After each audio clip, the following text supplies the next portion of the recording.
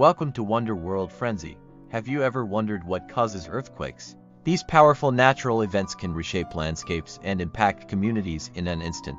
Today, we're digging deep beneath our feet to uncover the forces that cause earthquakes and understand how they happen. Stick with us as we explore the incredible dynamics of our planet.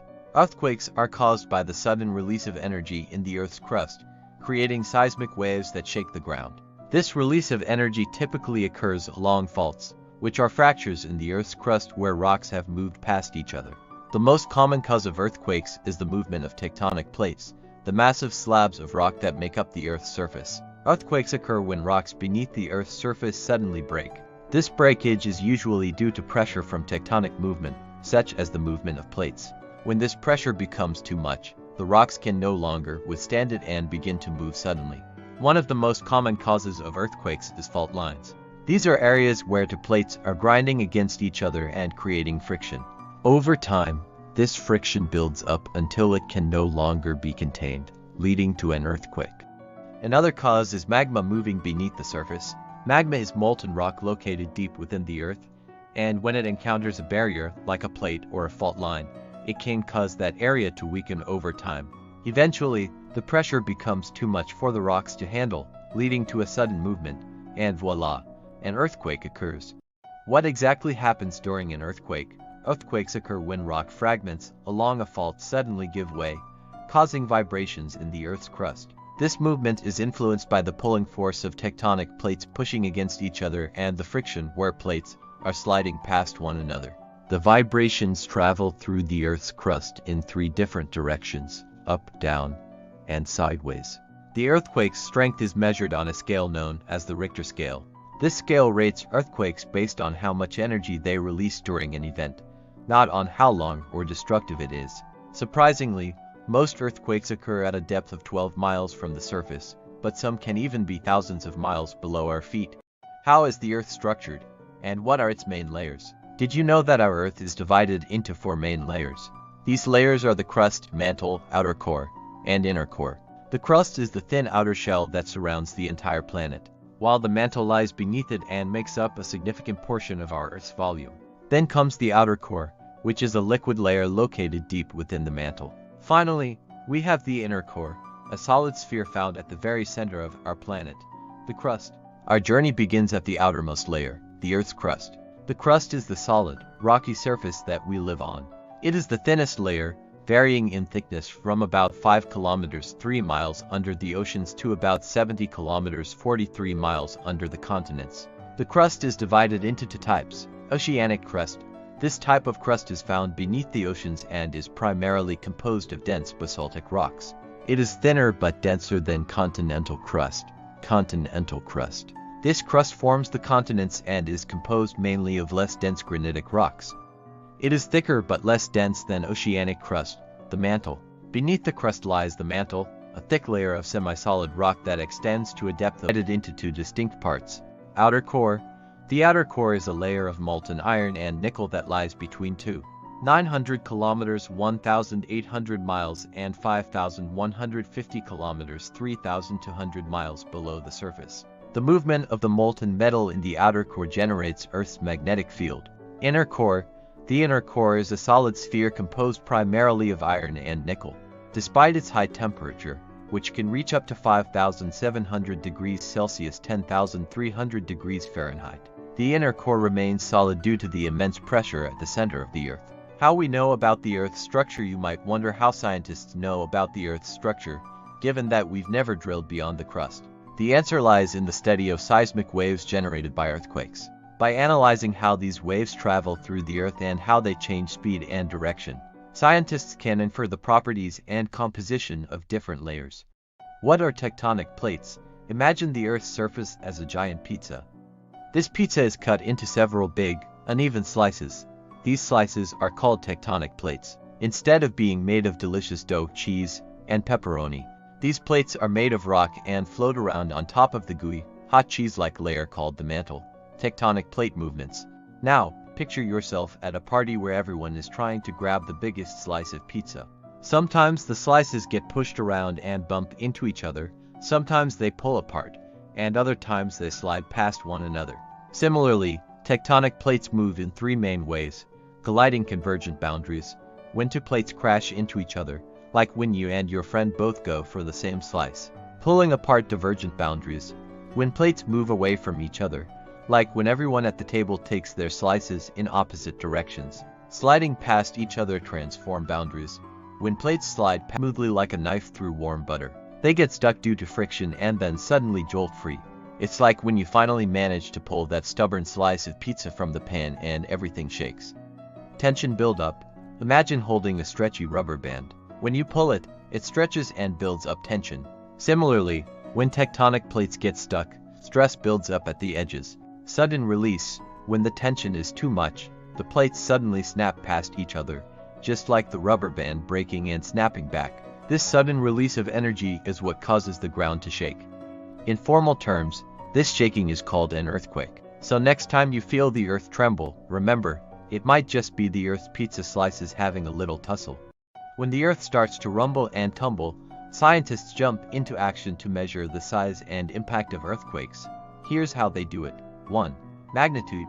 How big was that shake? Richter scale, moment magnitude. What's the deal? Richter scale.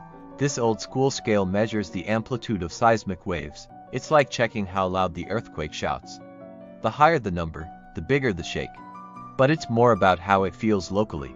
Moment magnitude scale. Think of this as the modern upgrade. It calculates the total energy released by the earthquake. It's like measuring how much power is packed into the quake. This scale is more precise for big quakes. 2. Intensity.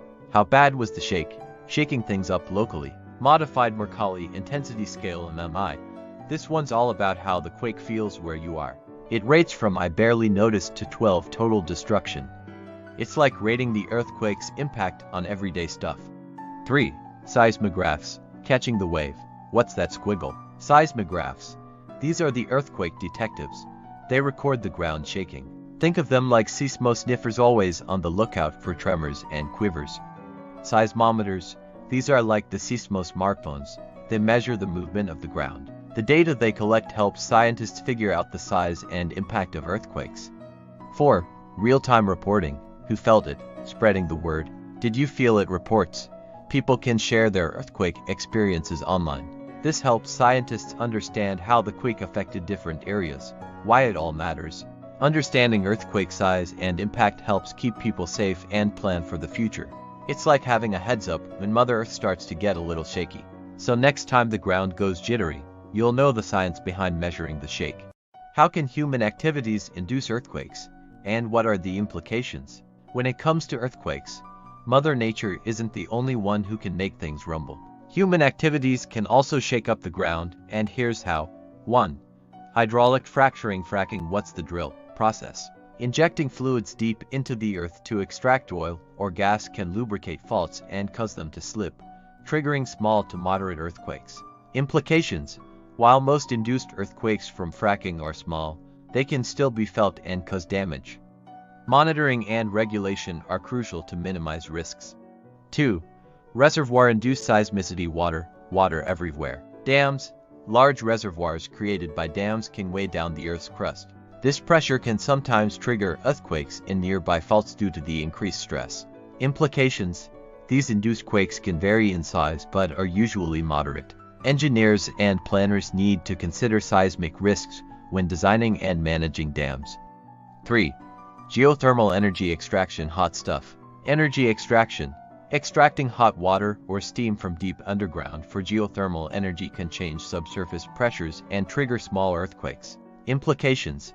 Most induced earthquakes from geothermal activities are minor, but careful monitoring and regulation are needed to ensure safety. Why it matters. Human-induced earthquakes can surprise us. They remind us that our actions can literally shake the ground beneath our feet. Understanding how and why these quakes happen helps us. Safety first. Minimize risks to people and infrastructure. Better planning. Plan and design projects to reduce seismic impacts. Regulation.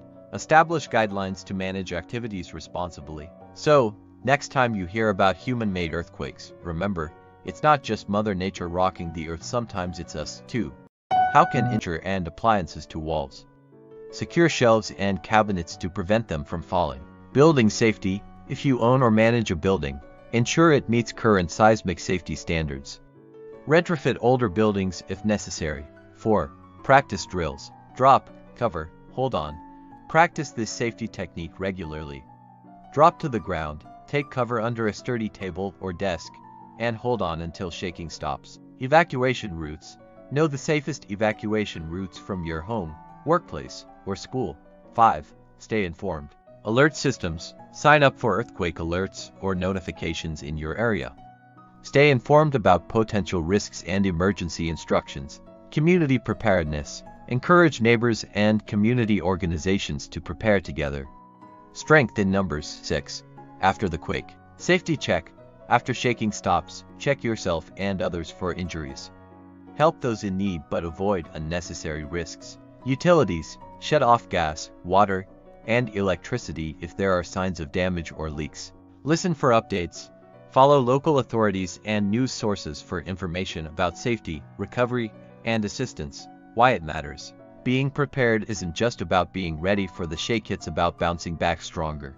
When individuals and communities take steps to prepare for earthquakes, they save lives, minimize injuries and fatalities, reduce damage, protect homes, businesses, and infrastructure, recover faster, get back on their feet sooner after a quake strikes. So, whether it's securing your bookshelf or practicing your earthquake drill, every little bit of preparation counts. When it comes to earthquakes, being ready is the best default. Earthquakes have shaped our understanding of seismic activity and helped us prepare for future events. Here are some significant earthquakes and the lessons they've taught us. 1. Great Chilean Earthquake 1960 magnitude, 9.5. Lessons learned. This earthquake highlighted the potential for massive tsunamis and the importance of early warning systems. It led to advancements in understanding subduction zone earthquakes. 2. Tohoku Earthquake and Tsunami 2011 magnitude, 9.0. Lessons learned. This event in Japan demonstrated the devastating impact of tsunamis on coastal communities and reinforced the importance of robust building codes, tsunami barriers, and evacuation planning. 3. San Francisco Earthquake 1906 magnitude, estimated 7.8. Lessons learned.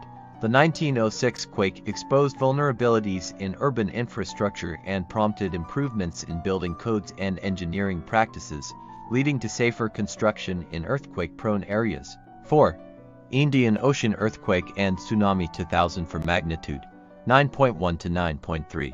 Lessons learned. This disaster underscored the need for a global tsunami warning system and international cooperation in disaster response. It also raised awareness about the impact of tsunamis on distant coastlines. 5. Loma Prieta Earthquake 1989 magnitude, 6.9.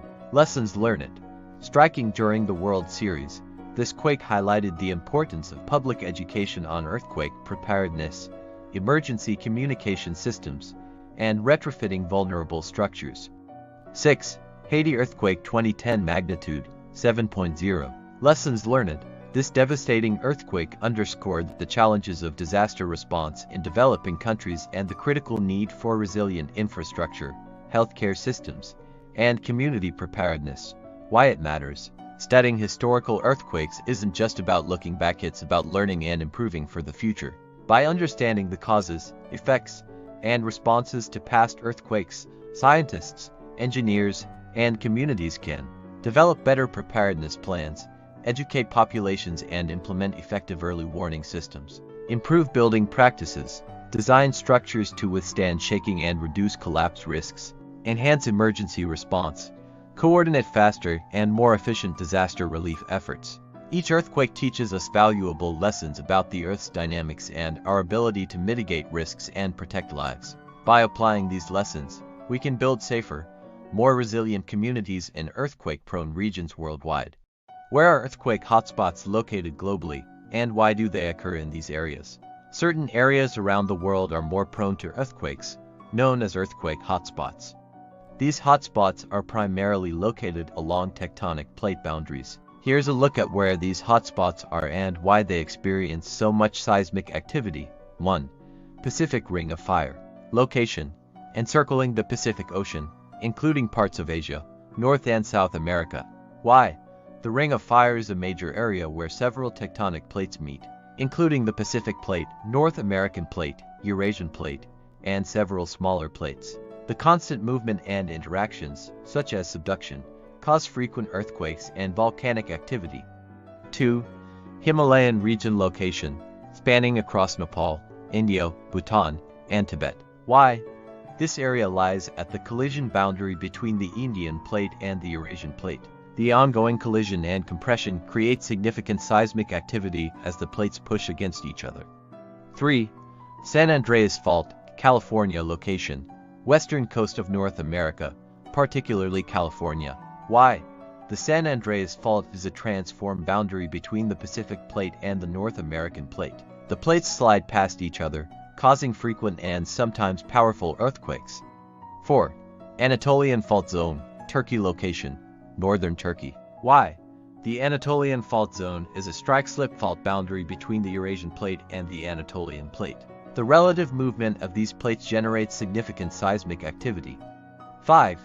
Indonesia location, Southeast Asia, including Sumatra, Java, and surrounding islands. Why?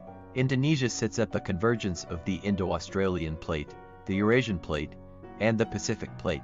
Subduction zones in this region lead to intense seismic and volcanic activity. 6. Andes Mountains, South America. Location: western edge of South America, especially Chile and Peru. Why? The Andes are situated along the boundary where the Nazca Plate is subducting beneath the South American Plate.